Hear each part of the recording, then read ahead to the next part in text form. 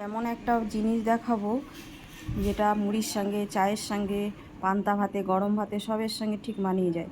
সেদ্ধ করা আলু ম্যাশ করে নিলাম, ধনেপাতা দিলাম, রসুন দিলাম, লঙ্কার গুঁড়ো, জিরের গুঁড়ো, আর দিয়েছি একটু হলুদ, আর জিরে আর ধনে একটু ভাজা করে নেবো। শুকনো লঙ্কার সঙ্গে একটা দিয়েছি, দিয়ে একটু গোটা গোটা রেখে একটু বেটে নেব। ওটাও মিশিয়ে দিয়ে একটু ভালো করে মেখে নেব, স্বাদ মতো নুন দেব। এবার বেসন গুলে নেব।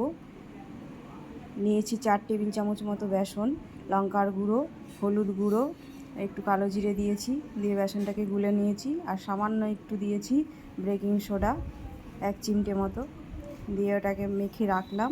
তারপরে কড়াই বসিয়ে দিলাম, পরিমাণ মতো তেল দিলাম, দিয়ে হাতে এরকমভাবে একটুখানি শেপ দিয়ে নেব, গোল করে একটুখানি চ্যাপ্টা করে বেসনে ডুবিয়ে গরম তেলে ভাজলেই রেডি হয়ে যাবে আলুর চপ।